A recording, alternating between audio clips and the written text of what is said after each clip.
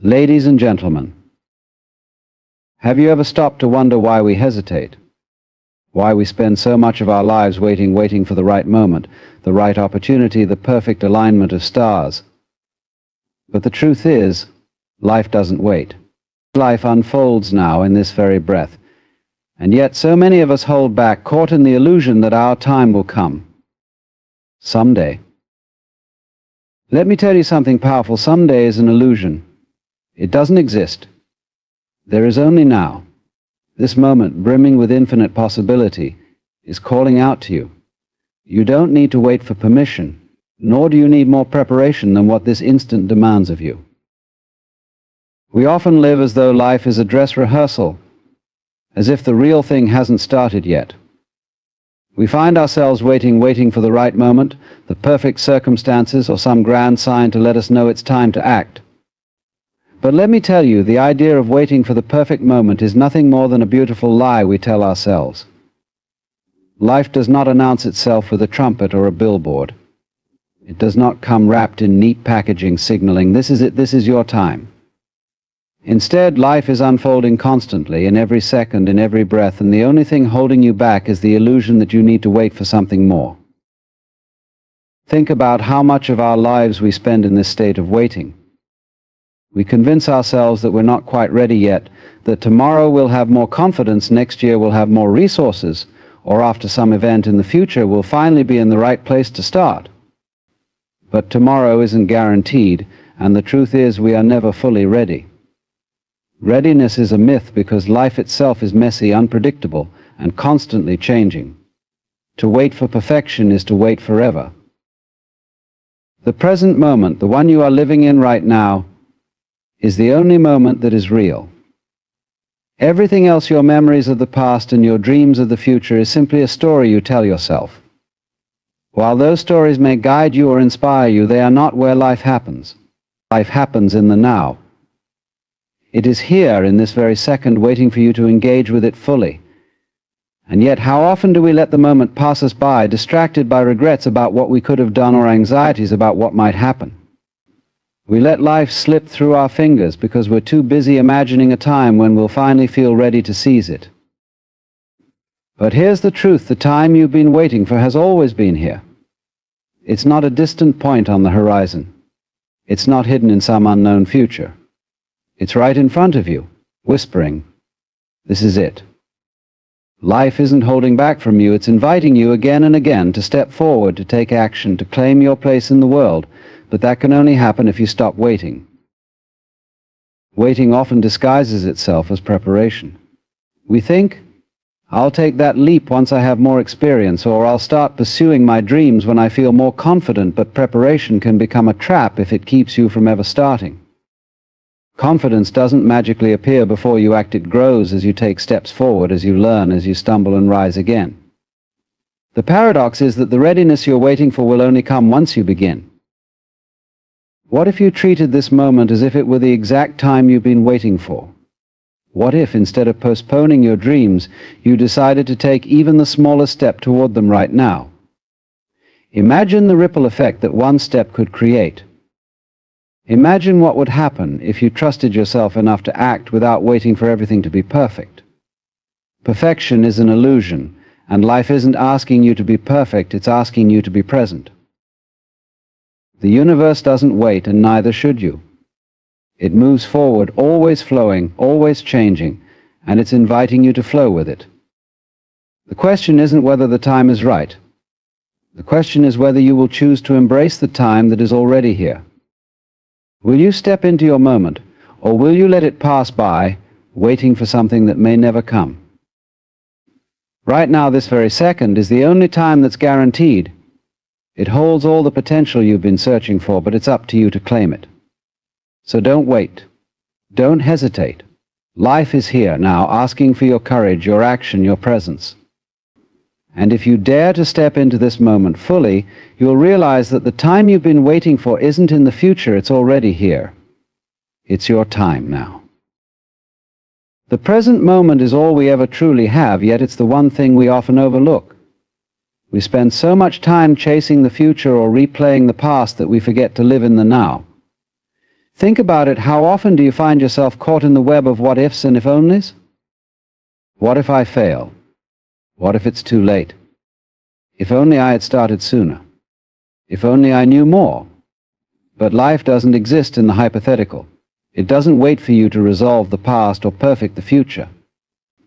It is always here, unfolding in real time, asking you to be present and fully alive.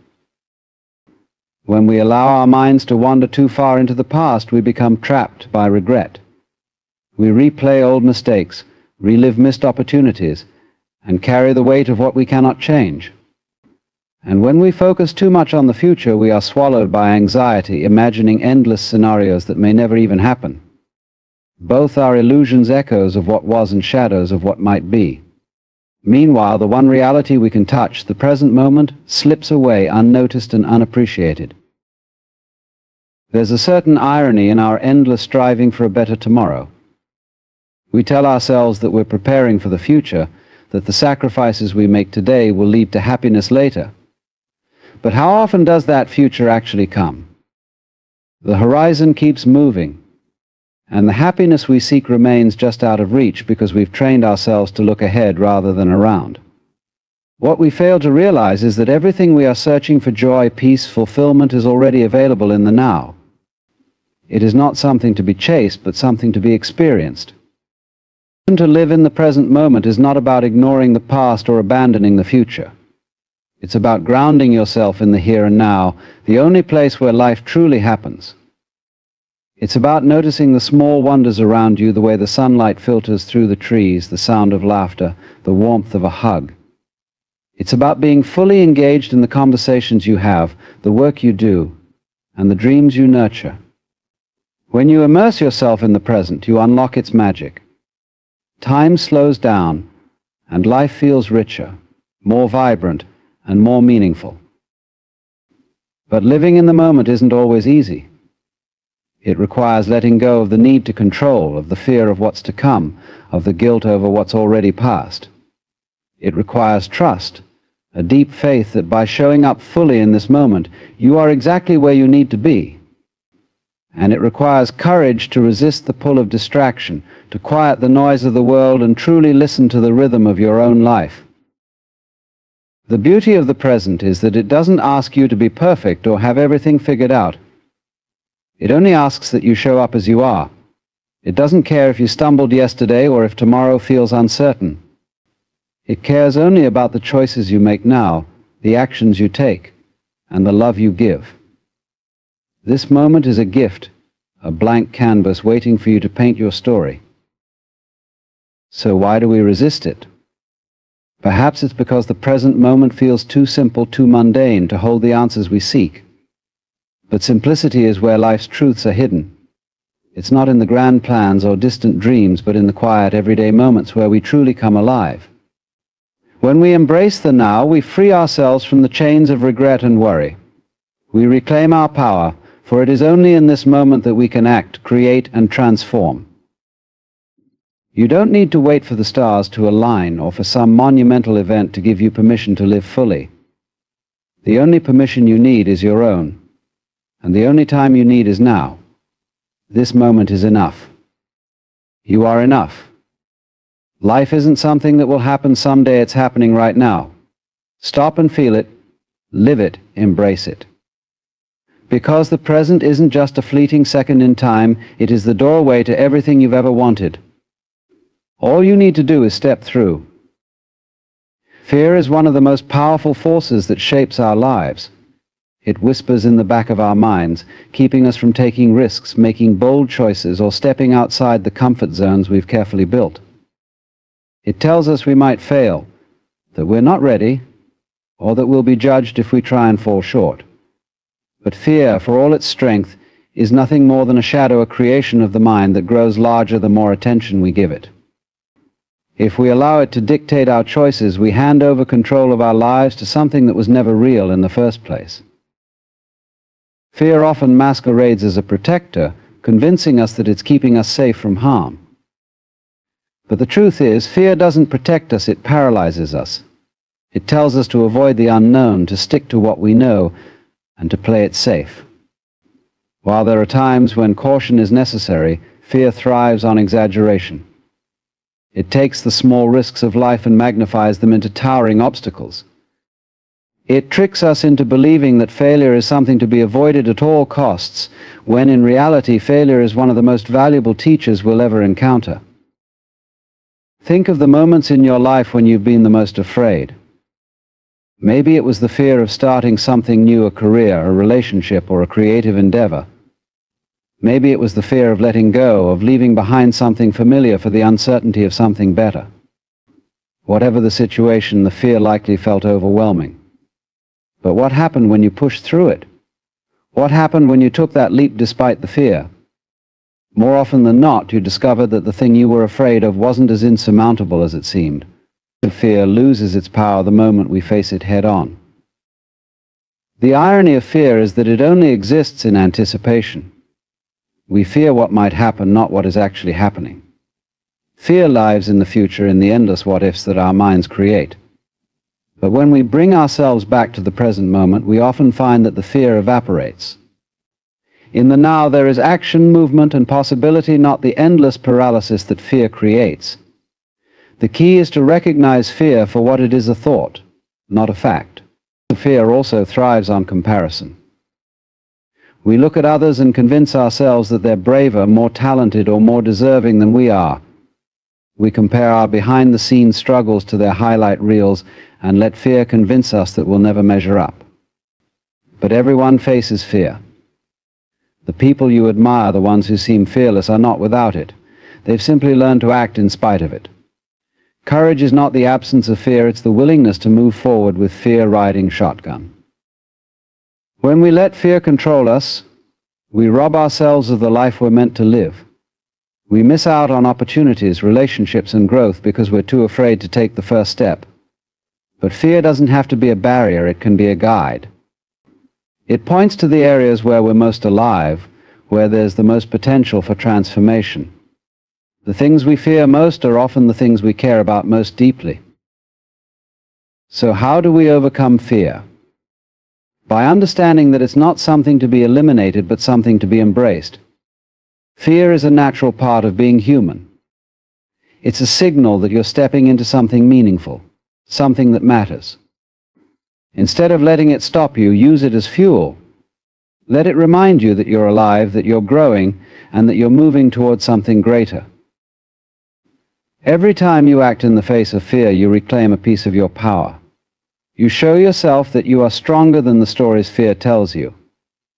And each small victory over fear builds momentum, until the things that once terrified you become stepping stones on your journey. Fear doesn't have to hold you back. It can become the force that propels you forward if you choose to see it that way. In the end, fear is just a part of the story, not the whole story. It's the space between where you are and where you want to be. And the only way to close that gap is to take the first step. Trust yourself, trust the process, and remember the greatest rewards in life lie just beyond the edges of your comfort zone. Fear is not your enemy, it's your invitation to grow. Step into it, and you'll discover that the life you want is waiting on the other side. Life is a series of choices. Every day, every hour, every moment presents you with the opportunity to choose how you respond, what you prioritize, where you direct your energy. And these choices, small as they may seem, are the building blocks of your destiny. The power of choice is one of the greatest gifts you have, yet so often it's overlooked or underestimated. Many of us go through life feeling as though we're being carried by the currents, that circumstances dictate our paths, and we have little say in the matter. But this is an illusion. The truth is, your life is a reflection of your choices. The question is not whether you have the power to choose, the question is whether you are using it. Every moment offers a choice, even when it doesn't feel like it. When you're faced with difficulty, you have a choice in how you react. Will you dwell on what's wrong, or will you focus on finding a solution? When you feel stuck, you can choose to stay where you are, or you can take even the smallest step forward. When fear whispers in your ear, you can let it paralyze you, or you can face it and move through it. These choices may seem insignificant in the moment, but they accumulate. They create momentum. and over time they define the direction of your life. It's easy to fall into the trap of thinking that the big dramatic decisions are the ones that matter most. Choosing a career, a partner, a place to live, these are certainly significant. But life is made up of countless smaller choices, the ones we make every single day without much thought. How will you spend your time? What kind of energy will you bring to your work? How will you treat the people around you? Will you act with kindness or indifference? Will you pursue your passions or let them fade? These seemingly minor choices shape your character, your relationships, and your sense of purpose. They are the threads that weave the fabric of your life. The power of choice also lies in how you view your circumstances. You cannot always control what happens to you, but you can always control how you respond. Will you see challenges as obstacles or opportunities? Will you let setbacks define you, or will you use them as stepping stones? Perspective is a choice, and it is one of the most transformative choices you can make. When you choose to see life as a series of possibilities rather than limitations, you open yourself up to growth, creativity, and resilience. But choice requires awareness. So often we make decisions on autopilot, driven by habit, fear, or the expectations of others. We choose without truly realizing that we're choosing. To harness the power of choice, you must first wake up to the fact that you have it. This means pausing, reflecting, and asking yourself, what do I want? What matters most to me? What kind of life do I want to create? It means taking ownership of your decisions, even when they're difficult or uncomfortable. The beauty of choice is that it's never too late to make a new one. No matter where you are in life, no matter what mistakes you've made or opportunities you've missed, the next moment offers a chance to begin again. You are not bound by the choices of your past. You are free to choose differently, to course correct, to realign with your values and your dreams. Every day is a blank slate, a fresh start, and that is a profound gift. There's incredible freedom in recognizing that you are the author of your story. You don't have to wait for someone else to give you permission or for the perfect conditions to appear.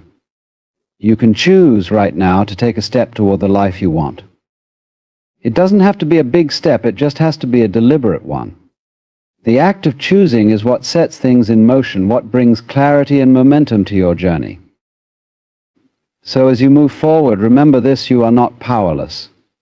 You are not a passenger in your own life. You hold the pen, and with every choice you make, you are writing your story.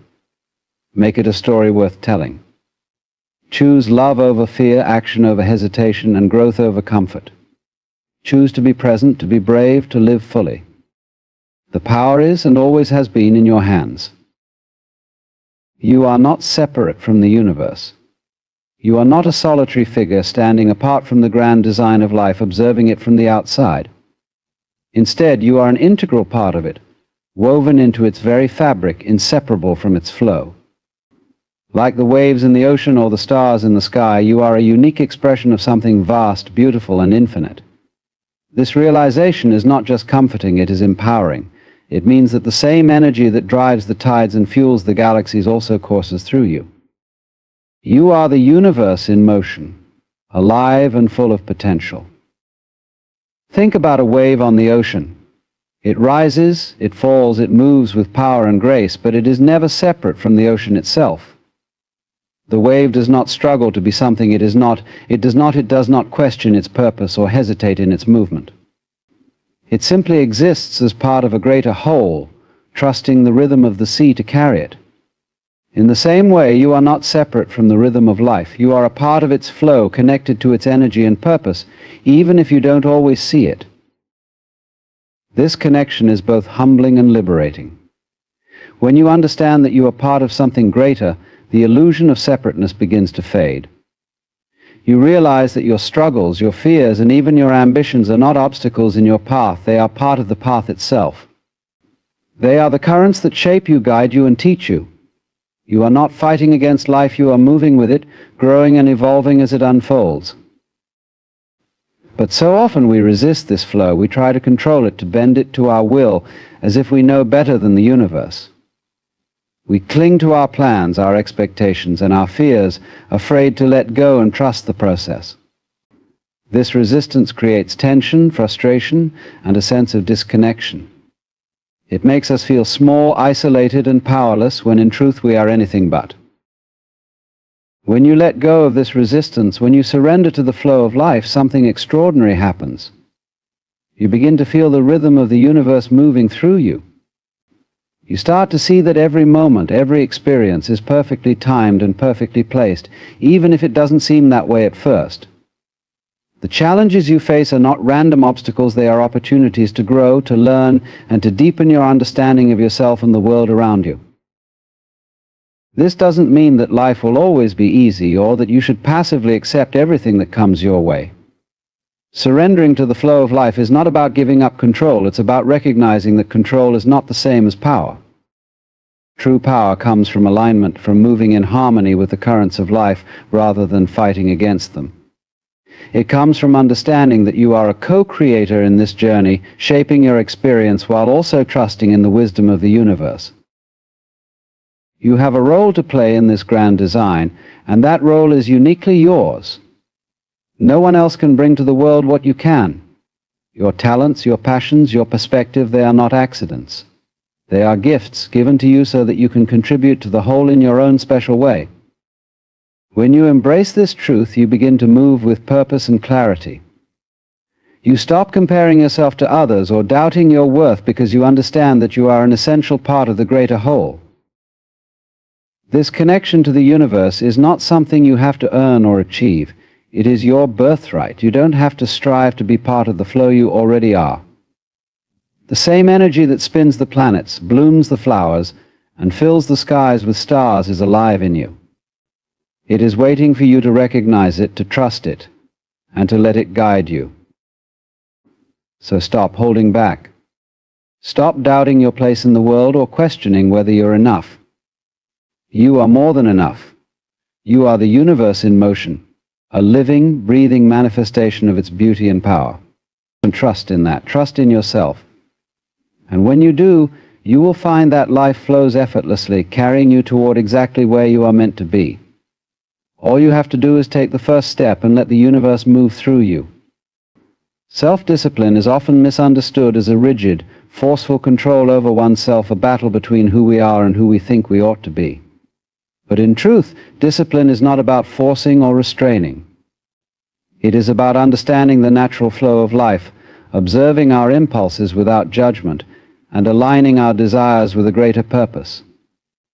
Like a surfer riding the waves, mastering discipline is a dance, a balance between effort and ease, where freedom emerges not from chaos but from mindful structure. Self-discipline is often framed as a matter of sheer willpower, a relentless battle against temptation, and the crushing of one's whims under the weight of ambition. But to see it this way is to misunderstand its nature entirely. Discipline is not a prison we impose on ourselves, nor is it a relentless whip driving us forward. It is instead a way of aligning ourselves with the natural rhythm of life, learning to flow with its currents rather than struggling against them. To master self-discipline is to step beyond the illusion of control, to see that the chaos we so often fear within ourselves is not an enemy to be conquered, but a force to be understood. When we talk about control, what are we truly speaking of? Often it is the attempt to suppress or deny aspects of ourselves that we deem undesirable, our procrastination, our laziness, our distractions. But control of this sort is brittle, it breaks under pressure. Self-discipline, on the other hand, is not about resistance but about awareness. Imagine yourself standing by a river. You can try to block its flow, piling stones and building walls, or you can learn to work with it, to understand its movements and use its power to carry you. True discipline lies in the latter, in learning to navigate the currents of your desires and tendencies with grace and intelligence. To do this, one must first become an observer of their own mind. This is where the practice of awareness becomes essential. Pay attention to your impulses, your habits, the subtle pulls that direct your actions, but do so without judgment. Observation without condemnation is the beginning of mastery. for it is only when you truly see your patterns that you can begin to understand them. Judgment clouds vision, it traps you in cycles of shame and guilt, distracting you from the deeper work of understanding why you do what you do. Through observation, you can discover not just the what of your habits, but the why that lies beneath. This is not to say that discipline requires no effort. On the contrary, it demands effort of the most meaningful kind. But this effort is not one of force, it is one of harmonizing with your natural inclinations while steering them toward your higher aspirations. Imagine a dancer moving to the rhythm of a song. Their movements are not rigid or mechanical, they are fluid and precise, responding to the music in a way that feels both intentional and free. Self-discipline is like this dance, a delicate interplay between effort and ease, and too much force, and the dance becomes a march too little, and it collapses into chaos. The art lies in finding the balance. Structure, then, becomes an ally rather than an adversary. Many fear that discipline will confine them, that routines and frameworks will suffocate their creativity or limit their freedom. But freedom is not the absence of structure, it is its byproduct. Consider the musician who practices scales for hours, or the painter who spends days mixing colors to find the perfect shade. Their discipline is not a restriction, but a means of unlocking their fullest expression. The structure they embrace allows them to transcend their limitations, to create with a freedom that would be impossible without it. Likewise, the structures you build in your life, be it a morning routine, a dedicated workspace, or the deliberate setting of priorities, serve not to constrain, but to liberate. At the heart of all this lies the alignment of desire and action. Too often we see discipline as the suppression of desires, as if our aspirations must be achieved at the expense of our joy. But what if, instead, discipline was the art of aligning your desires with your actions? When you find a purpose that resonates deeply with you, when your actions are guided by a vision that inspires rather than coerces, discipline ceases to feel like a burden. It becomes a joy, a natural expression of who you are and what you value most. This alignment is not something you force, it is something you discover through introspection and experimentation. What is it that truly matters to you? What kind of life do you want to create? The answers to these questions will guide you toward a discipline that feels less like work and more like fulfillment. Ultimately, mastering self-discipline is not about becoming someone else, some imagined version of perfection. It is about becoming more fully yourself, peeling away the layers of distraction and resistance to reveal the clarity and purpose that have always been there. It is a process of unfolding, of trusting that within you lies the capacity for both freedom and structure, for effort and ease, for joy and achievement. To master self-discipline is not to conquer the self, but to understand it deeply, to work with it rather than against it. And in doing so, you may find that the path to mastery is not a straight line, but a dance one that is as rewarding in its practice as it is in its results. The essence of self-discipline lies not in suppressing or rejecting parts of ourselves, but in understanding and integrating them. To think of discipline as merely a tool to enforce willpower is to miss the richness and subtlety of its role in our lives. True discipline is an act of alignment where our actions, desires, and intentions harmonize in a way that feels purposeful and fulfilling. It is not about resistance, but about redirection, channeling the energy that might otherwise scatter into something meaningful and transformative.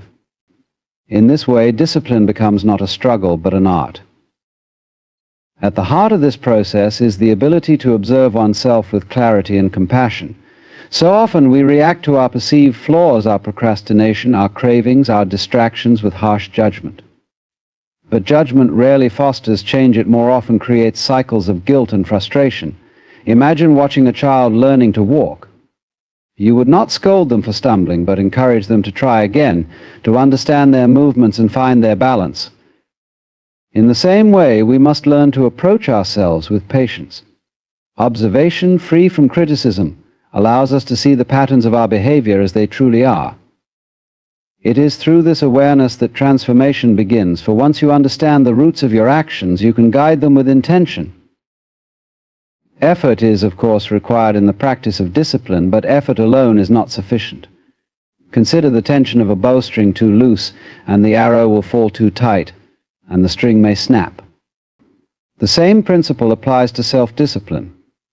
If we approach it with too much rigidity, it becomes oppressive, draining our energy and enthusiasm. On the other hand, if we are too lax, we risk drifting aimlessly, our goals lost in the tide of distraction. The key is balance a state where effort feels neither forced nor absent, but flows naturally like a river carving its path through the landscape. This balance allows discipline to feel less like a task and more like an expression of who we are becoming. One of the great misconceptions about discipline is that it limits freedom. In reality, discipline and freedom are not opposites but complements. Without structure, freedom becomes chaos, a vast expanse of possibilities that paralyzes rather than empowers. Discipline provides the framework within which freedom can flourish. Imagine a musician improvising a beautiful melody. Their freedom to create does not come from a lack of discipline, but from years of practice, from their deep familiarity with scales and rhythms. Similarly, the discipline we cultivate in our lives, be it through daily habits, thoughtful planning, or conscious effort, creates the conditions for true freedom. It allows us to focus our energy on what truly matters rather than scattering it across endless distractions. And to align discipline with purpose is to infuse it with joy. Too often we see discipline as the enemy of desire, as if our aspirations and our enjoyment are forever at odds. But the most sustainable and meaningful discipline arises not from a place of deprivation, but from a place of inspiration. When your actions are guided by a clear and compelling vision, discipline ceases to feel like work. It becomes a natural extension of your passion. This alignment does not happen by chance, it requires introspection. What do you truly value? What kind of life do you wish to create? The answers to these questions become the foundation upon which your discipline can grow, not as a burden but as a gift to yourself. In practicing discipline, it is important to embrace imperfection. Progress is rarely linear and setbacks are inevitable. But each stumble is an opportunity to learn, to recalibrate, to grow stronger in your resolve. Discipline is not about achieving a state of perfect control, but about cultivating resilience and consistency. It is a practice, a process of becoming. And in this process we discover that discipline is not something imposed upon us, but something we choose again and again because it aligns with our deepest aspirations. Self-discipline is, at its core, an act of love for your future self, for your potential, for the life you are capable of creating. It is not a denial of the present moment, but a way of enriching it, of bringing intention and mindfulness to your actions. When you master self-discipline, you are not simply mastering the ability to act with restraint. You are mastering the ability to live with purpose, to channel your energy into what truly matters, and to find joy and freedom in the process. This is the art of discipline, a harmonious dance between who you are and who you are becoming. Self-discipline is often thought of as a trait of sacrifice, where we deny ourselves immediate gratification for the sake of future rewards. But this perspective can make discipline feel like a burdensome chore, something that demands constant effort and drains our energy. In reality, self-discipline is not about punishment or deprivation, it is about alignment. It is the process of bringing your actions into harmony with your values, your goals, and your greater vision for life. When approached this way, self-discipline ceases to feel restrictive. Instead, it becomes empowering, a tool that allows you to move toward the life you truly desire with clarity and purpose. One of the most transformative aspects of self-discipline is its ability to cultivate freedom. This may seem paradoxical at first. After all, discipline often involves setting limits and adhering to routines. But consider the alternative. Without discipline, we become slaves to our impulses, pulled in countless directions by fleeting desires and distractions. We spend hours scrolling through our phones or chasing short-term pleasures, only to feel a sense of emptiness afterward.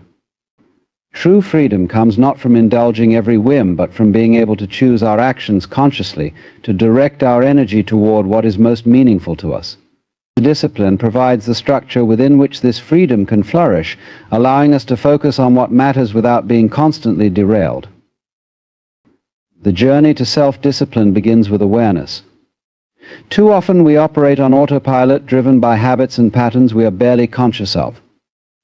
We procrastinate without understanding why, give in to distractions without questioning their pull, and make decisions that undermine our long-term goals. The first step in mastering discipline is to pause and observe. What triggers your impulses? What emotions arise when you avoid a task or break a commitment to yourself?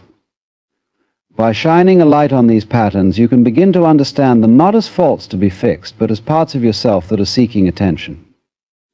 This awareness creates space for change, allowing you to respond intentionally rather than react automatically. Effort plays an essential role in self-discipline, but it is not the effort of struggle or force. It is the effort of alignment, of bringing your actions into harmony with your intentions. Imagine trying to steer a boat upstream against a powerful current. And the harder you row, the more exhausting the task becomes. But if you adjust your course slightly, aligning with the flow of the water, you can move forward with far less resistance. This is the essence of self-discipline, finding ways to work with your natural tendencies and desires rather than against them. When your goals resonate deeply with who you are and what you value, the effort required to pursue them feels lighter, even joyful. An important part of this process is recognizing the role of structure. Discipline thrives within a framework, yet many resist structure out of fear that it will limit their creativity or spontaneity. In truth, structure is what enables creativity to flourish. A writer who commits to writing for an hour each morning does not stifle their inspiration, they create the conditions for it to emerge. A musician who practices scales daily is not confining their art but expanding their possibilities. Similarly, the routines and habits you build in your life are not cages, they are foundations. They provide stability and focus, allowing you to channel your energy into what truly matters. Self-discipline is also about learning to navigate setbacks with resilience. No journey is without obstacles, and no one practices discipline perfectly. There will be days when you falter, when old habits resurface or motivation wanes. The key is not to let these moments derail you, but to see them as part of the process. Each stumble is an opportunity to learn, to reflect on what went wrong and how you can adjust moving forward. Discipline is not about never failing, it is about consistently choosing to get back up and keep moving toward your goals. Perhaps the most profound aspect of self-discipline is the way it transforms your relationship with yourself. When you honor your commitments, when you take deliberate steps toward your aspirations, you build trust in yourself. This trust becomes a source of confidence and self-respect, a reminder that you are capable of creating the life you envision.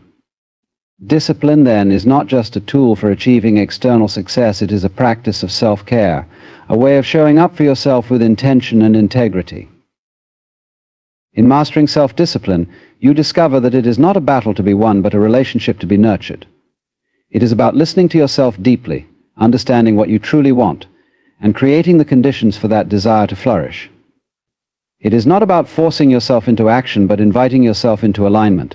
And in that alignment, you find not just progress, but peace, a sense of living in harmony with your values, your goals, and the fullest expression of who you are. Self-discipline is not a battle of willpower, nor is it a war waged against your own impulses and desires. It is instead an intricate process of alignment, a gentle yet resolute practice of guiding your energy toward the things that truly matter. Many approach discipline with a mindset of opposition, believing that it requires crushing their distractions, overcoming laziness, and forcing themselves into submission. But this struggle is unnecessary. The essence of self-discipline is not force but flow, working with your natural inclinations, harnessing your inner potential, and creating a life that feels purposeful and fulfilling. And to master self-discipline, one must first redefine its purpose. It is not about denying joy or enduring discomfort for the sake of achievement. Rather, it is about creating a meaningful connection between your present actions and your future aspirations. And consider a gardener tending to their plants. They do not see the act of watering, pruning, or weeding as burdensome. Instead, it is an expression of care and commitment to the vision of a thriving garden. And discipline, too, is a form of tending, nurturing the habits, routines, and choices that bring your goals closer to reality. It transforms the mundane into the meaningful, not through force, but through intention. The first step in this process is awareness.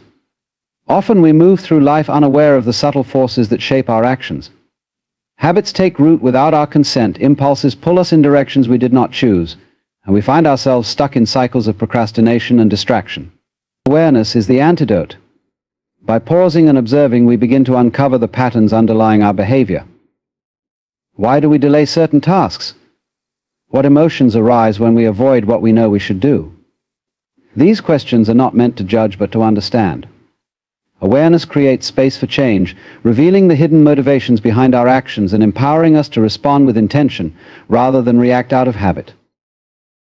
Once we cultivate awareness, we can begin to work with our natural tendencies rather than against them. Self-discipline is not about erasing your desires or impulses, but about redirecting them toward what serves you best. Imagine a river flowing freely through the landscape. You cannot stop its flow, but you can guide its path, channeling its energy into something productive. This is the art of discipline, not resistance, but redirection. When you align your actions with your values and aspirations, discipline becomes less about effort and more about harmony. The struggle fades because you are no longer forcing yourself into action, you are moving in alignment with your purpose. Structure is a vital part of this alignment. Many resist structure because they fear it will stifle their creativity or limit their freedom. But structure is not a cage, it is a foundation. Think of an artist who works within the boundaries of a canvas or a composer who adheres to the rules of harmony. These constraints do not diminish their creativity, they enhance it by providing a framework within which their imagination can flourish. Similarly, the routines and habits you establish in your life are not restrictive but liberating. They free you from the chaos of indecision and distraction, allowing you to focus your energy on what truly matters. Discipline also requires a willingness to embrace imperfection. No one practices discipline flawlessly, and setbacks are inevitable.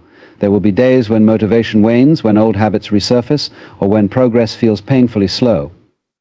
These moments are not failures but opportunities to learn. Each misstep teaches you something valuable about yourself, your triggers, your patterns, and your resilience. The key is to approach these setbacks with curiosity rather than judgment, to see them as part of the journey rather than as reasons to abandon it. Discipline is not about achieving perfection, it is about showing up again and again with a commitment to your growth. As you cultivate self-discipline, something profound begins to shift. You start to build trust in yourself. Each time you honor your commitments, follow through on your intentions, or make choices that align with your values, you reinforce a sense of self-respect. This trust becomes a source of inner strength, reminding you that you are capable of creating the life you envision. Discipline is no longer an external force imposed upon you, it becomes an internal compass, guiding you toward your true potential. Ultimately, self-discipline is an act of love. It is a way of caring for yourself, of honoring your aspirations, and of creating a life that reflects your deepest values. It is not about deprivation but enrichment, not about denying pleasure but cultivating purpose. When you practice discipline with intention, you discover that it is not a burden but a gift, one that empowers you to live in alignment with who you are and who you are becoming. It is a practice of harmony, a process of growth, and a path to freedom. Self-discipline is a practice deeply rooted in the alignment of intention and action. It is often misunderstood as a stern force, requiring constant effort and the suppression of our natural tendencies. But this view reduces discipline to a rigid, mechanical act, stripping it of its deeper meaning and potential. True discipline is not about denying yourself, it is about guiding yourself, about choosing actions that resonate with your highest values and aspirations.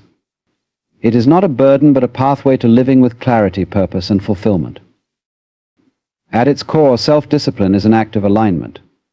It bridges the gap between who you are and who you wish to become. This alignment does not arise from struggle or force, but from understanding. To master self-discipline, you must first understand yourself, your desires, your habits, and the motivations that drive you. This process of self-discovery begins with awareness.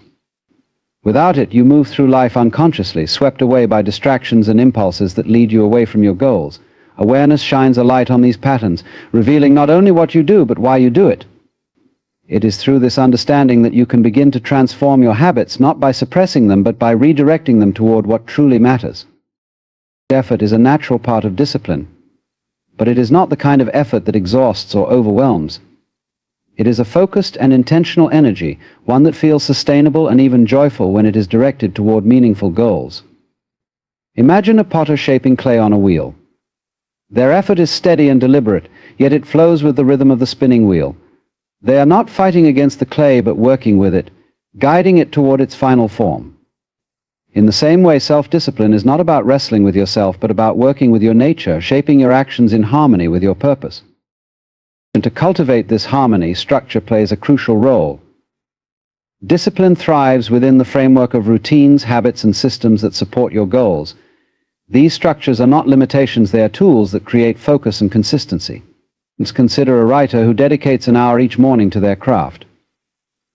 This routine becomes a sacred space, a commitment to their creativity.